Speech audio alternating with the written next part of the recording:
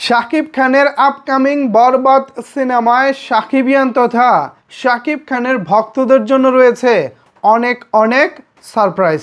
ঠিক এমনটাই জানিয়েছেন এই সিনেমার পরিচালক মেহেদী হাসান হৃদয়। এছাড়াও শাকিবিয়ানদের জন্য তিনি দিয়েছেন স্পেশাল একটি বার্তা। কি সেই বার্তা একটু পরে বলতেছি, তার আগে আপনাদেরকে একটি সুখবর দিতে চাই। ভিউয়ার্স, ফাইনালি মেহেদী হাসান হৃদয় ভাইয়ের সাথে আমার কথা হয়েছে। মানে শাকিব খানের আপকামিং বরবাদ সিনেমার পরিচালক মেহেদী হাসান হৃদয় ভাইয়ের সাথে আমার কন্ট্যাক্ট হয়েছে। এর কারণ হচ্ছেন আপনারা প্রতিনিয়তই আমার কাছ থেকে বরবাদ সম্পর্কে নতুন নতুন খবর জানতে চান। তো আপনাদেরকে নতুন নতুন খবর দিতে হলে তো আমাদেরকে ডিরেক্ট একেবারে জায়গা থেকে আপডেট আনতে হয়।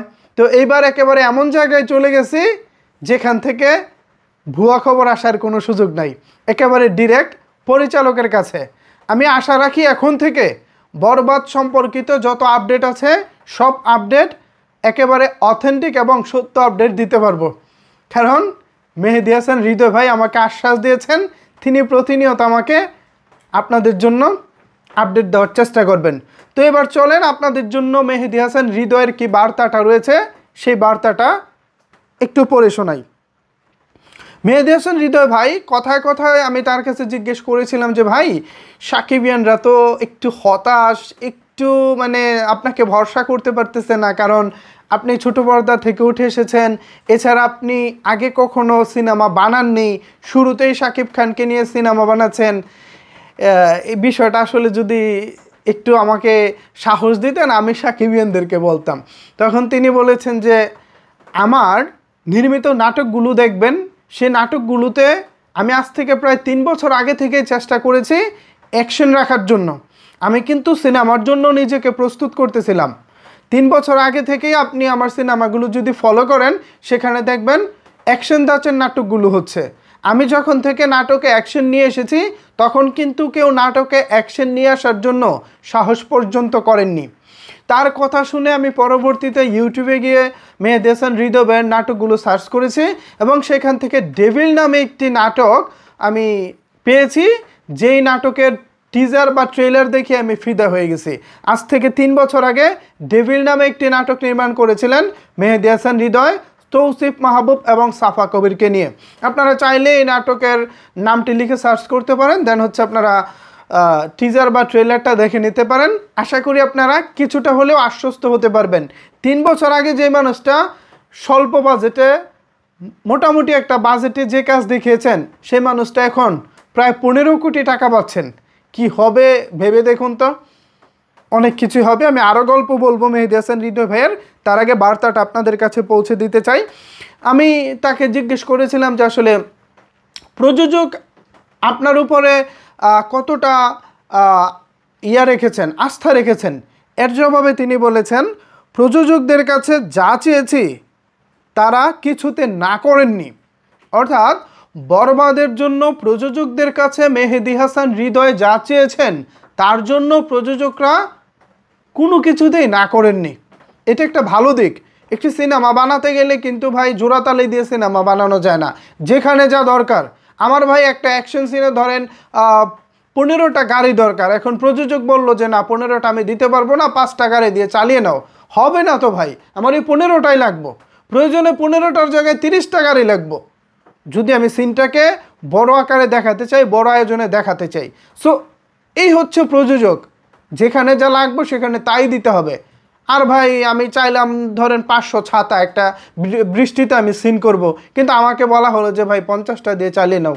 হবে না তো, হবে না। আমি প্রযোজকের কাছে যাই চাইবো আমাকে তাই দিতে হবে, তাহলে না সিনেমা। তো আমার এই শুরুর কথাটা ভালো লাগছে। প্রযোজকদের কাছে যা চেয়েছি তারা কিছুতে না করেননি। এছাড়া অনেক সারপ্রাইজ রয়েছে, খেয়াল করবেন। এছাড়া অনেক সারপ্রাইজ রয়েছে। যা করছি সব কিছু দর্শকদের জন্য করছি, আপনাদের জন্য কিন্তু অনেক সারপ্রাইজ রয়েছে। যা করতেছেন তিনি সব আপনাদের জন্য করতেছেন। তারপর তিনি বলতেছেন আমাদের বিশ্বাস কেউ হতাশ হবে না, মানে তার বিশ্বাস কেউ হতাশ হবে না। এতটুকু বলতে চাই, একবার দর্শকরা বরবাদ টিমকে বিশ্বাস করুক, বাকিটা স্ক্রিনে দেখতে পাবেন। অর্থাৎ মেহেদী হাসান হৃদয় ভাই আপনাদের কাছে এক প্রকার অনুরোধ জানিয়েছেন আপনারা তাকে একবার বিশ্বাস করার জন্য।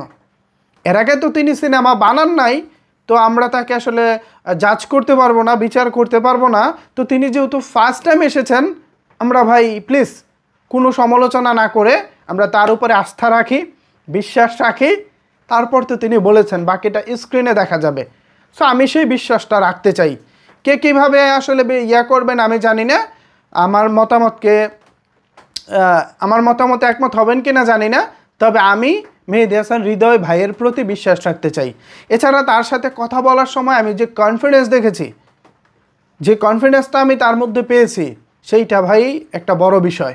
একজন পরিচালক সিনেমা বানাবেন, তার মধ্যে যদি আত্মবিশ্বাসটাই না থাকে, তিনি যদি বলেন ভাই চেষ্টা করতেছি, বিশ্বাস রাখো, ভালো কিছু হবে, এরকম না, একদম কনফিডেন্টের সাথে বলতেছে ভাই ওয়াসিম ভাই আপনি বিশ্বাস রাখেন, এইভাবে বলতেছে মেহেদী হাসান হৃদয় ভাই যে ভাই আপনি বিশ্বাস রাখেন, আমরা সুপারস্টারকে নিয়ে এমন কিছু বানাতে চলেছি যা এর আগে আমাদের ঢাকায় সিনেমায় হয় নাই। স্পেশালি লুকের ক্ষেত্রেও শাকিব খানের চেহারা এবার একটা বৈচিত্র্য আনার চেষ্টা করা হবে। আমি যতটুকু শুনেছি শাকিব খান আমেরিকা থেকে আগে বাংলাদেশে আসবেন, এবং আমি কি বিষয়টা নিয়ে এখনই কথা বলবো নাকি অন্য একটা ভিডিওতে কথা বলবো, এটা তো একটা বড় খবর। আচ্ছা আমি অন্য একটা ভিডিওতে কথা বলি, এখন আমি আমার যে হৃদয় ভাইয়ের সাথে যে কথা হচ্ছে ওই এক্সাইটমেন্টটা আমি ধরে রাখি, হ্যাঁ অন্য একটা ভিডিওতে কথা বলবো। যাই হোক, তো তার সাথে কথা বলে আমি যেই আত্মবিশ্বাসটা দেখেছি, এইটা আমি ভাই অনেক ডিরেক্টরের মধ্যে পাই নাই। সত্যি কথা বলতে আমি তো আগে ধরেন 2009 সাল থেকে বিভিন্ন পত্রপত্রিকা, বিভিন্ন যে গ্রামগঞ্জের বাজারে যে পত্রিকা টানানো হতো, আপনারা নিশ্চয়ই অনেক বাজারে দেখেছেন, সেই সব পত্রিকার মধ্যে যে বিনোদনের যে পার্টটা থাকতো, হ্যাঁ একটা পাশে কিন্তু বিনোদনের থাকতো, তখন আমি দেখতাম সেখানে শাকিব খানের নিউজ আছে কিনা, নতুন নতুন নিউজ আছে কিনা। সেই নিউজগুলোকে কী করতাম, আমি যে সেলুনের দোকানে গিয়ে ব্লেড নিয়ে, ওই যে সেলুনের দোকানে যে শেপ করে ব্লেড আছে না, সেই ব্লেডের টুকরা নিয়ে আমি তখন এই পত্রিকাগুলো কাটতাম, কেটে কেটে তারপর হচ্ছে ওগুলো সংগ্রহ করতাম। যে কোনো কারণেই হোক আমি সেই সংগ্রহ যে আমার কাছে ছিল সেগুলো হারিয়ে গেছে, এখন থাকলে আমি আপনাদেরকে দেখাইতে পারতাম যে ভাই এটা আমি অমুক সময় করেছিলাম, ওইটা অমুক সময় করেছিলাম। আমার স্পষ্ট একটা বিষয় মনে আছে, 2009 কিংবা 10 শাকিব খান হঠাৎ সিদ্ধান্ত নিয়েছিলেন যে তিনি অপু বিশ্বাসের সঙ্গে আর কোনো কাজ করবেন না। তখন আগের সপ্তাহে নিউজটা দেখলাম, এর পরের সপ্তাহে দেখলাম অপু বিশ্বাস শাকিব খানের কাছে সরি বলতেছে। পোস্টারে পিকচারটা এইভাবে এসেছিল, শাকিব খান দাঁড়িয়ে আছে, অপু বিশ্বাস তার পায়ে ধরে বলতেছে যে আমার ভুল হয়ে গেছে, যে কোনো কারণেই হোক আমার প্রতি আপনি মন খারাপ করেছেন, আমার প্রতি রাগ করেছেন, আমি আমার কৃতকর্মের জন্য আমি ক্ষমা চাচ্ছি। তো ওই যে পোস্টারটা না আমার চোখে লেগে গেছে, ওই পোস্টারটা আমি কাটিং করে মানে ব্লেড দিয়ে কেটে তারপর নিয়ে এসেছিলাম। আমার খুব ইচ্ছা ছিল যে এই পোস্টারটা এখন আমি আপনাদেরকে দেখাই। এরকম অনেক পিকচার আছে, যেমন শাকিব খান হচ্ছে মনের জ্বালা সিনেমায় প্রথমবারের মতো নিজ কণ্ঠে গান গেয়েছিলেন, মনে আছে আপনাদের? আমি চোখ তুলে তাকালেই সূর্য লুকায়, ওই নিউজটাও এসেছিল তৎকালীন ওই পত্রিকায়, ওইটাও আমার সংগ্রহশালায় ছিল।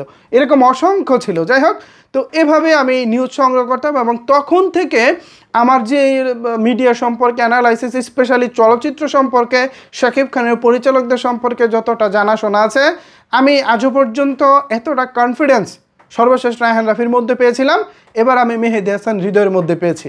সো বুঝতেই পারছেন, আশা করি দারুণ কিছু হবে। আমরা আশা রাখি, আমরা ভরসা রাখি মেহেদী হাসান হৃদয় ভাইকে সাহস দিয়ে সামনে এগিয়ে যাওয়ার অনুপ্রেরণা রাখি। সো ভিউয়ার্স, এখন এই বিষয়ে যদি আপনাদের কোনো কিছু বলার থাকে তাহলে অবশ্যই সেটি নিচের কমেন্ট বক্সে জানাতে পারেন। ধন্যবাদ সবাইকে সম্পূর্ণ ভিডিওটি দেখার জন্য।